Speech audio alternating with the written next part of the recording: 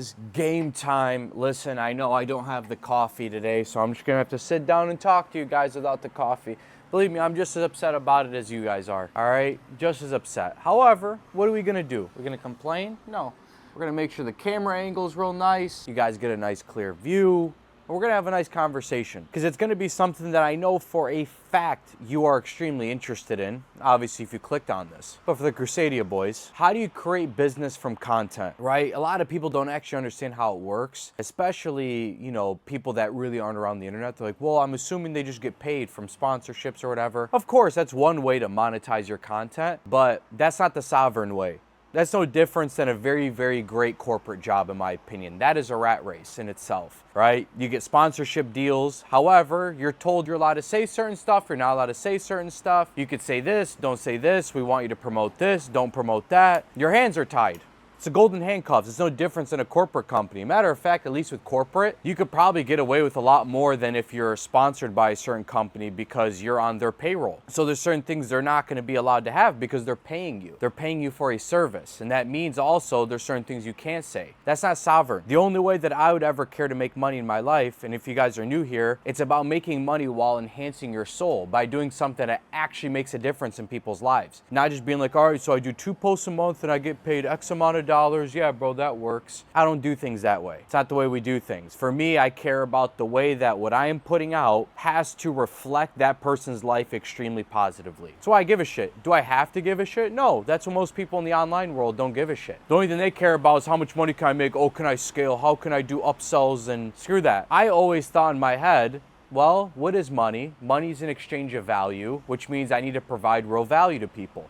Just because today's world's all about extracting dollars and manipulating certain markets to then extract to get more dollars, it's bullshit. That's subversive behavior. It's not one that I care to even be around, and I honestly, it's abhorrent. It's genuinely repulsive behavior. So for me, I'm never going to be around that. So in my head was like, that's the beauty of content. The algorithms will push it out to people that like your stuff. So to answer the question, how do you create business from content? You have to wait until people ask you for something. I know what you're thinking. Well, what if nobody ever asks? It's probably a good sign that your content needs to be better. Here's an example. And the only thing I can base it off of is me and obviously other people. For me, right? I started with a fitness page, still a fitness page, but what we're doing is it's a lot more than fitness, right? But for me, the moment I decided to make content, it was at a point where I had to be so realistic with myself and also look at the market. What does the market want? What is it desperate for? And where can I fill that void? Period. In my head, it was like fitness in a way that actually isn't like fitness is my entire personality, which is pretty much everybody in fitness. It's their entire personality. And then in addition, even amongst those people, because that's pretty much the entire market, you have the guys that are just very, I'm trying to think of a nice way to word this,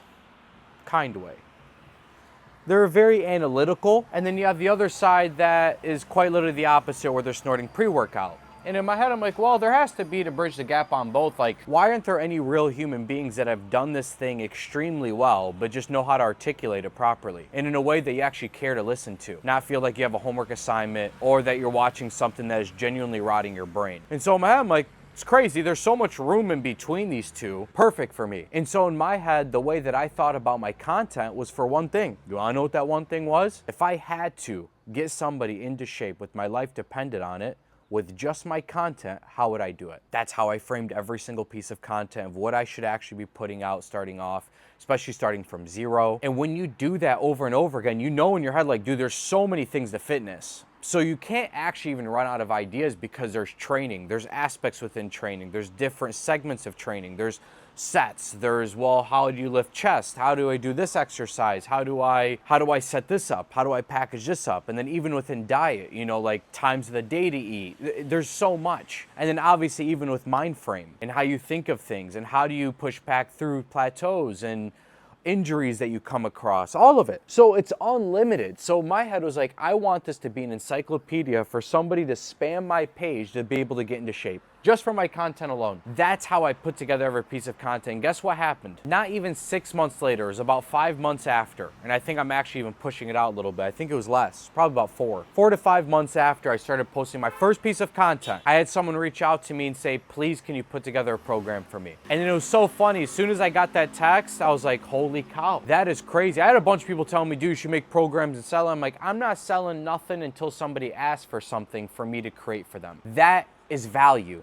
That's delivering real value, because then I listened to him. I'm like, what do you want help with? His was more around injury resilience more than anything. And so I created that. But in addition, I thought to my head, I'm like, well, if I had to get somebody in shape with just this program and I wasn't allowed to speak to them, how would I do it if I had to check back in on them in 6 months? And so that's how I created that. And then maybe a week later, somebody else asked it for me. Somebody else asked, and then I just kept getting questions about programs. And then once I realized there's a lot of people asking for the same thing, then I made comprehensive programs. And it was the very first one I ever created was for a specific person. It was very personalized. But then I created a dollar playbook, because in my head I said, you know, there's people that want to have a program, but I want them to have a real glimpse into who I am and the things that I preach without it costing them $1 billion, right? If I'm going to make you a personalized program, of course that requires a lot more work. But one thing I'm realizing with all these DMs that I'm getting and all of these questions, there's these commonalities that every single person has, and I put that all in the dollar playbook. Diet, training, it's not everything that I know, but it's enough to meet them where they're at. Because it doesn't matter if you give everyone the tools, if they're not where their feet are at, you have to meet them where they are actually at,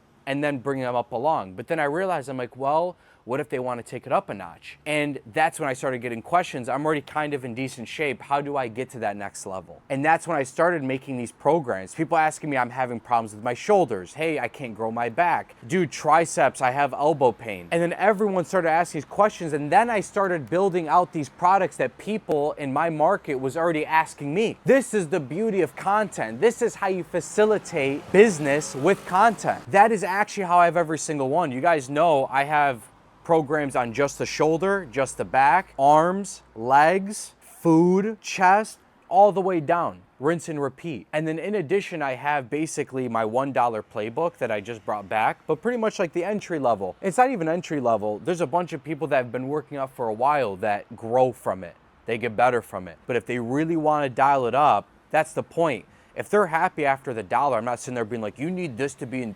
Unless you're looking to be in that type of shape. Some people, they're like, dude, I'm in decent enough shape. I'm good enough. That's all I care to do. I did my job. Versus you worrying about extracting. Don't worry. There's going to be people that want to develop those levels, and you make those programs specifically for those people. And that's why I had the superhero program, which was for my coaching clients, because that's when I started doing coaching, was when I had basically 10, 15, 20, 25 people reaching out to me being like, dude, do you do one-on-one coaching? And so once that happened, I was like, you know something? I'm going to develop a program that's for them, and I want to make sure it's as great as it possibly can be. This is the playbook to get into the greatest shape of your life and to continuously progress from there. And so that's when I created that. And that was for my coaching. That's the reason why I decided to do coaching, was because people were asking for my coaching services. Do you understand? You actually create business from content by getting people to ask for it. And if people aren't asking for it, you aren't doing what you need to do on the content end, which means that you aren't clear enough on how you can actually help someone, which means you need to be real with yourself. You have to improve your skill, your ability to articulate, or maybe your skill in real life just ain't there yet and you have to develop it in the real world. That's what I love about content, because it's really proof in the pudding. There's ways of hacking the algorithm, of having these cuts and stuff, but in my opinion, that's short term. That's when people get memeified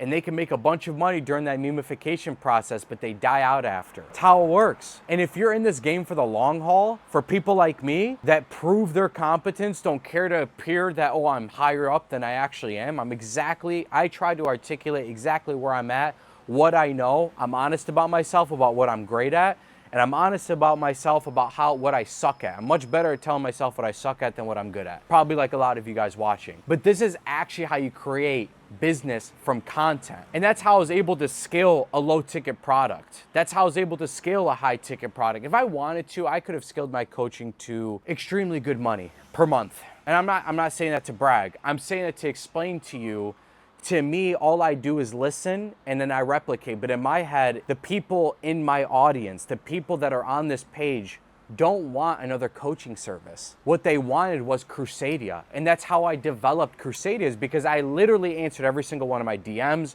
my comments. I try to answer everything that I see, I answer everything. And by doing that, I'm listening all the time. That is business. I listen to what the problems are, and then for me, I hypothesize the solution. And it's hardly a hypothesis. It's a hypothesis in the product that you're putting out to solve that problem.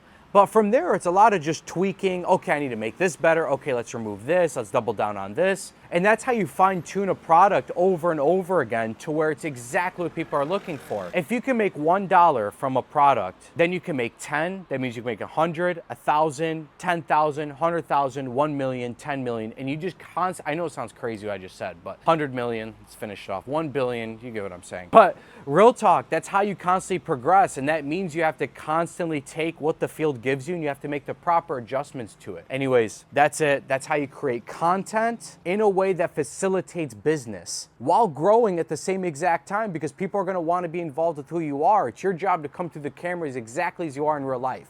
So number one thing I get more than anything is, holy cow, dude, like, you're actually even better in real life than you are on camera. And I say, dude, I really appreciate that, because at the end of the day, I'm talking to myself on this camera. I believe I'm talking to you guys, but when there's a back and forth, it's my favorite. You know, my job is just to come through the camera as I would in real life. That for me is just a personal thing. I never want someone to meet me in real life and be like, oh, he's a lot different. I'm probably much more quieter, but that's probably about it. But if we get in a conversation, dog, I'm slinging it, period, point blank. Anyways, I love you guys. If you guys are interested in signing up to Crusadia, waitlist, sign up, trust me. We only open up spots once a month kind of deal. Right now it's a traditional waitlist, but we'll open up spots, but that's only gonna happen basically one day out of the month where you're actually allowed entry, and then we close it down. We're doing it because we're fine-tuning the product. I listen to the problems people are having inside Crusadia, right? And you want to fix those problems constantly. And I have the best possible people. And I guarantee you, I'm telling you this, the reason why I'm making these videos now is to even look back on, to be like, holy cow, where I started and where we ended up. We are here to take this shit by storm. And I cannot wait to do it with you guys inside Crusadia.